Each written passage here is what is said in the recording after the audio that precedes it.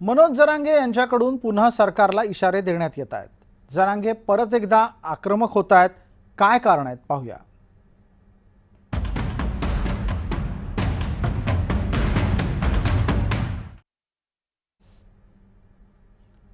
मराठ्यांसाठी आरक्षण मागणारे मनोज जरांगे यांनी राज्य सरकारला पुन्हा एकदा इशारा दिलाय।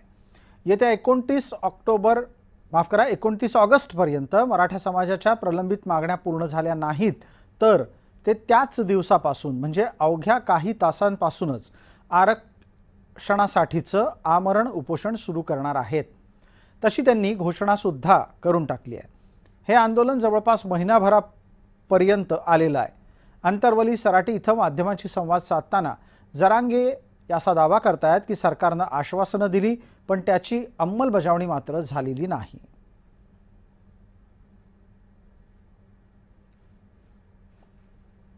मी तुमच्याशी प्रामाणिक सरकारशी नाही राहू शकत। मी माझ्या मराठीशी प्रामाणिक राहणार आहे, इमानदार राहणार। मी आता ह्या महिन्याच्या आत एकही मागणी ठेवणार नाही मराठीची, नाही तर जे व्हायचं असेल ते होईल, त्याला माझा नाविलाज। तुम्ही आमचा हक्काच असून देत नाही। आता सोक्षमोक्ष होणार आहे, सोक्षमोक्ष असं होणार आहे आता, ते पण सांगतो तुम्हाला कसं होणार आहे। सरकारचा मराठ्यांचा सोक्षमोक्ष समोरासमोर होणार, भांडून नाही, समोरासमोर प्रश्नाचे उत्तर देऊ। मी संबंध मेंटेन करण्यासाठी सरकारशी आंदोलन करत नाही। मला मराठा समाजच पाहिजे, सरकार नाही पाहिजे। मला तुमची मैत्रीच नकोय। मी वारंवार त्यांना सांगितलेलं आहे, तुम्हाला जर मराठा समाज तुमच्या पाठीशी टिकवायचा असेल तर तुम्ही मराठा समाजाला सगळं द्या। हो म्हणते काही ठेवायचं नाही, आता पुरं द्यायचं। ताजं उदाहरण, ओबीसीच्या सवलती लागू करायला हरकत नव्हतं ना, नाही लागू केलं। ओबीसी मंत्रालयाला सुद्धा आदेश काढावा लागतो। घराघरातल्या प्रत्येक मराठीने आता वेळ द्यायचा। 29 ऑगस्ट एकाने आपण आपल्या घरी थांबायचं नाही। क्रमांक 1, 58 लाख नोंदीचे प्रमाणपत्र पुढे घ्यायचे, त्याशिवाय आंदोलन सोडायचं नाही। याच्यावर ठाम निर्णय। हैदराबाद गॅजेटियर फडणवीस साहेब तुम्ही दिलं तर प्रमाणपत्र तुम्ही का देत नाही? हैदराबाद गॅजेटियर नुसार सगळे प्रमाणपत्र मराठवाड्यातले घ्यायचे, त्याशिवाय आंदोलन थांबवायचं नाही। 29 ऑगस्ट पासून सुरू। सरकारला इशारा देणाऱ्या मनोज जरांगेंच्या मागण्या काय आहेत ते पहा। जरांगे म्हणतात 58 लाख नोंदीची प्रमाणपत्र तातडीनं जारी करावीत। मराठ्यांना पात्र असल्यास तत्काळ कुणबी प्रमाणपत्र द्यावं। सगळे सोयरेच्या संदर्भातला अध्यादेश तातडीनं लागू करावा। आंदोलकांवर दाखल झालेले सगळे गुन्हे मागे घ्यावेत।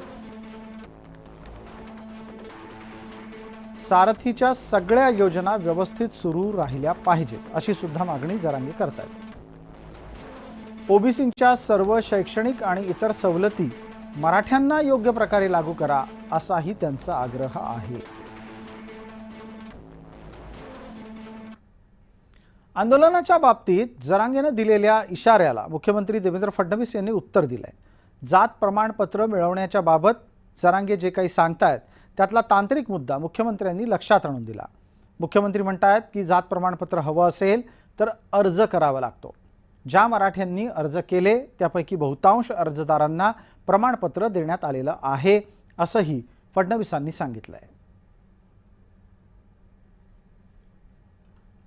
माझ्या माहितीप्रमाणे पेंडन्सी अतिशय कमी आहे। कोणी मागताय आणि देत नाही अशी परिस्थिती नाही आहे। मला असं वाटतं की फार कमी पेंडन्सी आहे, त्यांना जात प्रमाणपत्र दिले जात आहेत। आणि इतरही ज्या गोष्टी आहेत, मी पुन्हा एकदा सांगतो की आमच्या सरकारने, महायुतीच्या सरकारने मराठा समाजाकरता जेवढे निर्णय घेतले आणि जेवढे निर्णय कार्यान्वित केले हे कुठल्याच सरकारने कधी घेतले नाहीत।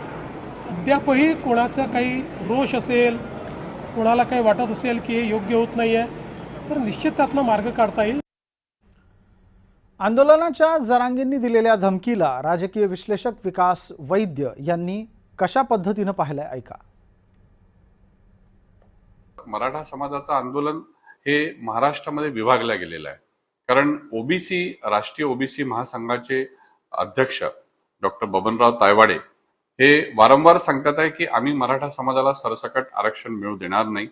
त्याच्यामुळे हे इतकं सोपं नाही आहे की ज्या पद्धतीने कदाचित जरांगे सीजेपीच्या आंदोलनानंतर ज्या पद्धतीने आले आहेत आणि ही निर्णायक लढाई असं ते म्हणतात आहे. मला वाटतं की हे आंदोलन रोखण्यामध्ये सरकार कुठेतरी निश्चितपणे पाऊल उचलेल आणि याच्यामध्ये हे एक सरकारला लक्षात घ्यावं लागेल की ज्या पद्धतीने काक्रोश जनता पार्टीचं आंदोलन हे वाढत गेलं त्याला फारसं कोणी सिरियसली घेतलं नाही. त्याच्यामुळे हे त्यांना सिरियसली घ्यावं लागेल. कारण शेवटी आरक्षणाचा विषय हा सर्व गर्भातून जातो आणि सर्व प्रकारच्या घटकांना त्याचा फायदा मिळत असतो. त्याच्यामुळे ते एक मोठ्या प्रमाणात आणि आपण जरांगेंचं जे या आधीचं पाहिलं की जरांगे हे उभे राहिले की त्यांच्या सोबत 2 लाख लोक उभे राहतात. पण त्याच्यामध्ये मला असं वाटतं की सरकार कुठेतरी हे पाऊल निश्चितपणे उचलेल आणि हे आंदोलन कदाचित पुढे जाऊ देणार नाही.